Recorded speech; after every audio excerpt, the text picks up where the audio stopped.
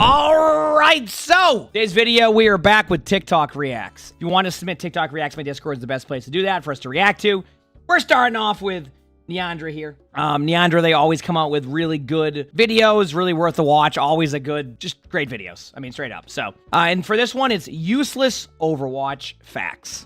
Has various acronyms depending on the skin, although when a Lego figure was made of him, the belt was left blank. Many heroes have a they didn't put called medal what is it? where they, well, hold one. However, Zarya and Zenyatta's are called medals and they're holding multiple. Mega health kits physically contain 3 mini ones within them. I didn't realize that. Megas give you 250 health, whereas minis give you 75, so they don't actually add up. This is Reinhardt's Heaven's Devil skin, and the helmet gets pulled down when his shield is deployed. Doomfist's monster skin splashes water when he walks. In the holiday theme, what about on Ilios? If you go, or not Ilios? This is then referenced in a voice line with Juno. I tried the chicken nuggets you suggested, but why are they shaped like dinosaurs? Hey, wait a second. I gotta hold your shield out like this. Oh, that didn't pause. How do I pause? Okay. First of all, dino nuggets are an absolute classic, so questioning why they're dinosaurs at that point, I'm just saying, like, listen. The practice range has special dialogue for new accounts. Appreciate it. You are welcome. It is rare that new agents express gratitude for the information provided in this training module. Mercy's Overwatch 1 design had the Caduceus symbol on her back and spine.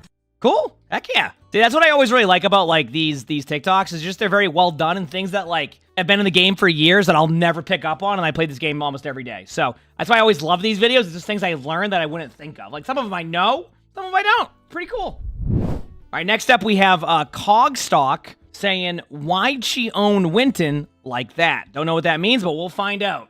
The dragon hungers. Impressive. A fine shot, brother. Your aim is true. Yes. My arrows will never be replaced. I agree. Are you sure? What? Are you sure? Sure about what? Our force drawn near. Did I just hear Mauga?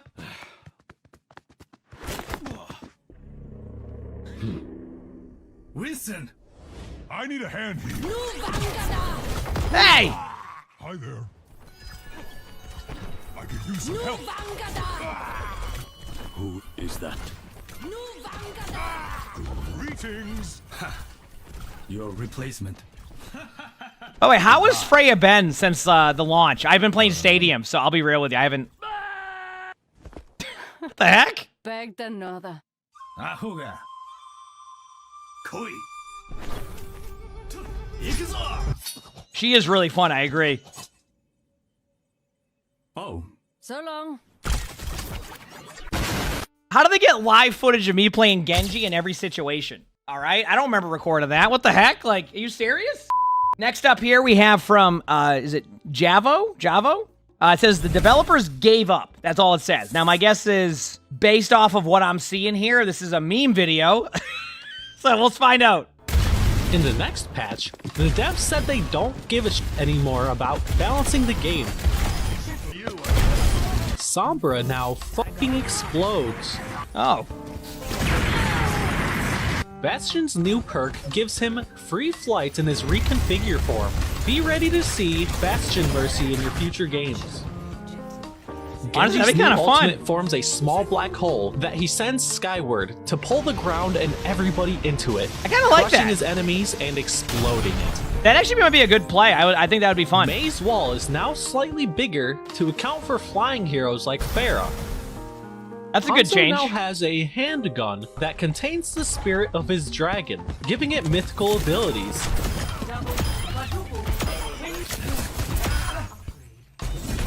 Reinhardt has had enough, so his charge no longer misses. However, to counterbalance this, he now has friendly fire. That'd be kind of fun.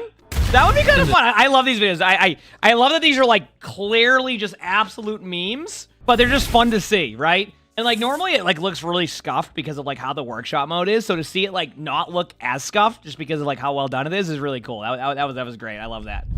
All right, next up we have from Spider saying introducing the Death Garden. Let me put y'all on to the most ridiculous Reaper build I've used in Overwatch Stadium. This build is designed to give you as much damage as humanly possible to farm as many coins as humanly possible. So you can have double the money of everybody else in your lobby. And then you start 1v5ing people. Your first priority is to get the Death Step power. This allows you to Death Blossom after every teleport. After that, you focused on farming up your ability power and just get a little bit of survival. Can I be real with you? The Death Step one, I think this might be a rank dependent one because every time someone grabs that, it is the freest kill, no matter what round I'm at. And the only reason why is because if I know they have that, they're locked in. Like, they cannot prevent that from happening. So if they teleport in, you know it's coming. And I think it does less damage. Granted, when you build, it's better. I'm not saying that it's bad by any means. It's like, I just know it's coming every single time, and every Reaper I've seen use it just falls over. Again, may not be the same build. It's just funny seeing that because it's just like, you know it's happening.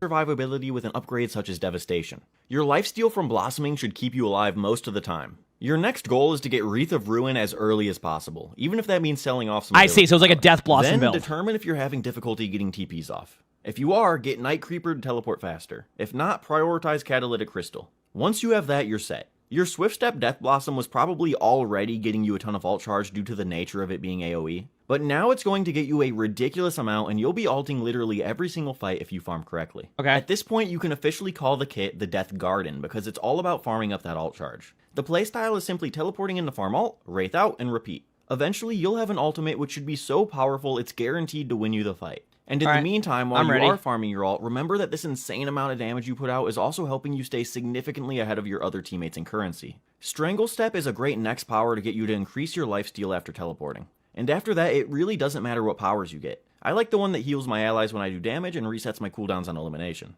Just keep building that ability power and use that teleport cooldown every chance you get until it's time to follow it up with the real ultimate. Here's a quick picture of what I consider to be the optimal final build so you can try it yourself. I'll try it. Honestly, you know what I'm down to do? And I don't know, maybe we can do a video ideas. I just get a bunch of build suggestions from people and try them. Just see if they work or not or how it works for me. My only problem with that build is like, at least for me, when I know Reaper goes the Death Blossom build, where they just teleport in and it's just a free kill.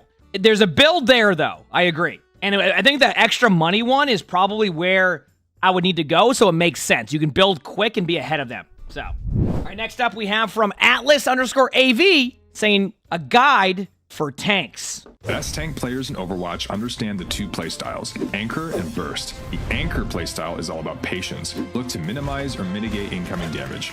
This could mean taking less damage yourself or mitigating damage targeted at your team. While you're anchoring, you often play to farm ult charge rather than focusing your pressure on a specific target. The Burst playstyle is the opposite. Your damage is more focused. Instead of looking to mitigate damage, you care more about dishing it out. This is the time to be aggressive with your cooldown and ultimate usage. Which playstyle is best to use will change throughout each game and fight. Knowing which team has the advantage is important to determine the correct playstyle to use. If the fight is in the enemy's favor, you should be thinking about anchoring while you look for an opening to turn the fight. Whereas if you have the advantage, a Burst playstyle will empower you to press that advantage and win. Some heroes and team comps naturally favor aggression or patience. I gotta stop for a second because I don't think I've, at least for me as a tank player, I don't know if I've quite looked at it as Burst and Anchor.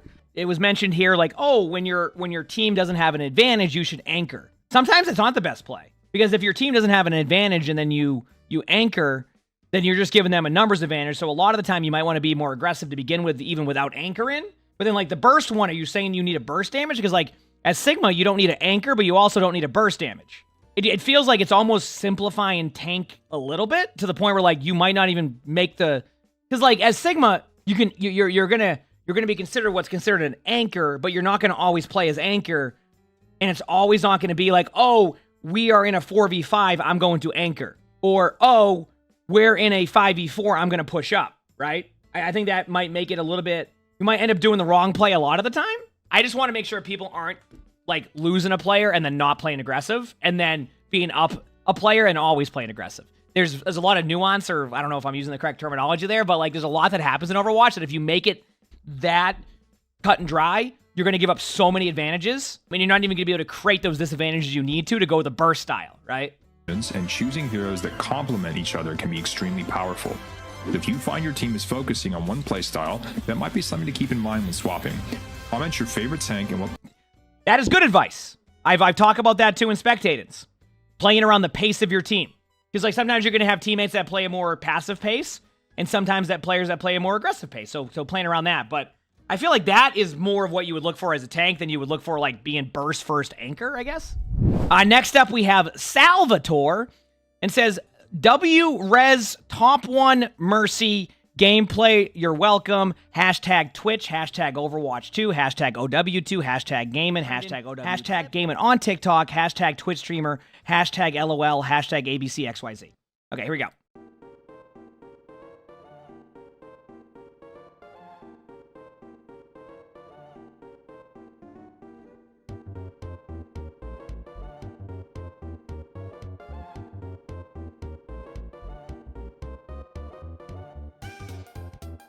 Huh? Hey, watch out! Oh! So the ragdoll... Okay, I see what happened. So the ragdoll of Winston, like, went down to the low ground. But if you didn't know, and you probably... Like, the characters have, like, the soul things, and you've probably seen this. Have you ever lagged out before and you see everybody going around as little dots? Right?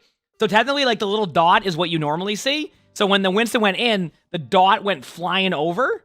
Yeah, normally it doesn't carry momentum. That's the surprising part here. Or let me rephrase this. Normally, you don't see it carry momentum like that. Like, it can carry momentum like that, but you don't see it go flying up to a high ground, right? You can, give or take a couple meters here and there, ends up, you know what I mean? At first, I was confused. I'm like, what am I watching? And then I'm like, okay, wait a second. So, all right, next up here, we have looks like a Reinhardt from, it says, Black, is it Jugga Jugga? Sorry if I get your name wrong. I don't. And they say, I would have gone longer, but the horse ruined it, and the match ended right after. Hashtag, no, I'm just kidding. The enemy's starting to move their barricade. Let's get a noise. Ooh, Runasapi's probably a great map for this. Oh, Runasapi's the perfect map for this, now that I think of it. Take you where you need to go. You know, I had this happen to me, and it was a nice relaxing trip. Sometimes when you play Overwatch, you can have constant battles and duels and this and that. But you know what? Sometimes you just enjoy the map. Go for a nice stroll. Bond with the other tank, right? It used to be that the tanks work together. Now we can't in the 5v5 setting, so this is the closest we get. Okay? My ultimate and then push any further. This is a great map for this, by the way. I just want to point that out. This is an excellent map for this.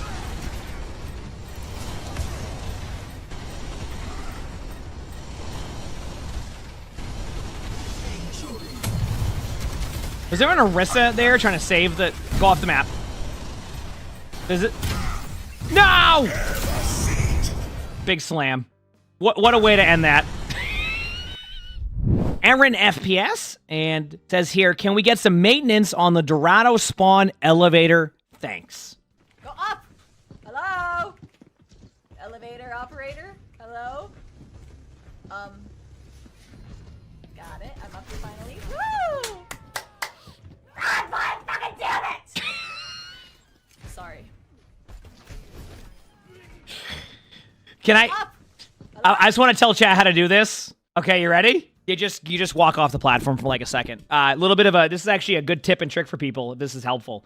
Believe it or not, you can actually jump on the elevator over and over again. So if you ever those moments on like Hollywood where like you basically leave your teammates behind, if you just spam jump, the elevator won't go up. So what you can do is you can go on it for a second and then start spamming the jump back and forth on the platform, and it won't go up the whole time.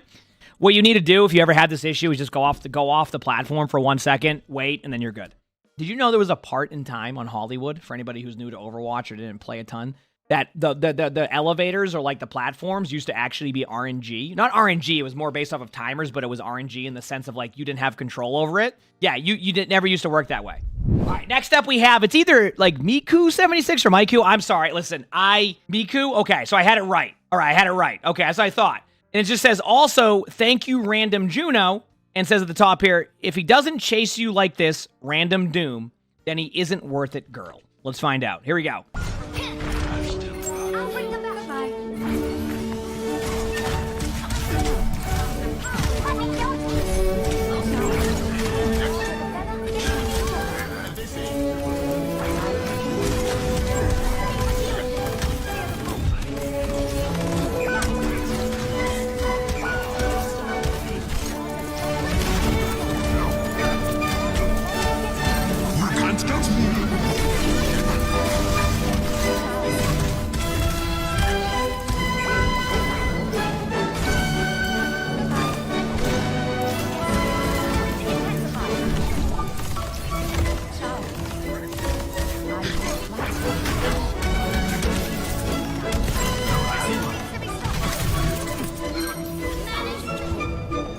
And you know what, chat?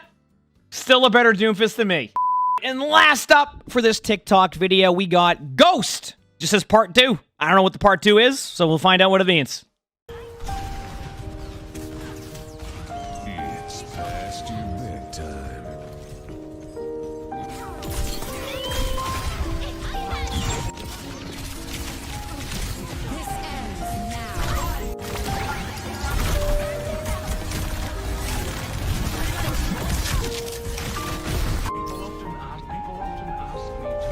I love how this... it's like perfectly cut. Why'd the Ashe leave the Genji? Even I'm confused. Even the Genji's confused.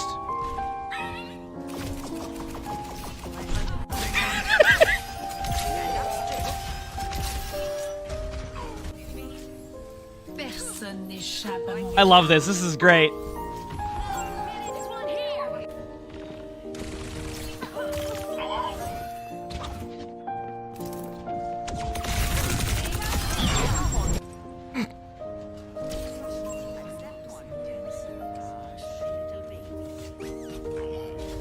What is that? Oh, look at all the sprays. These are perfect edits. I love this. I love this.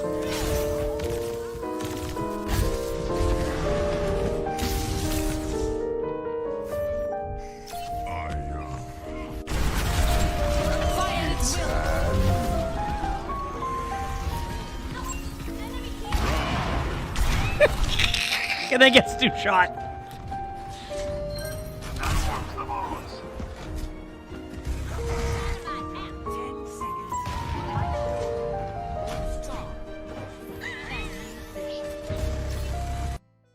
That was great. I love that video. I didn't know what to expect. I love the editing. It was so good. That was awesome.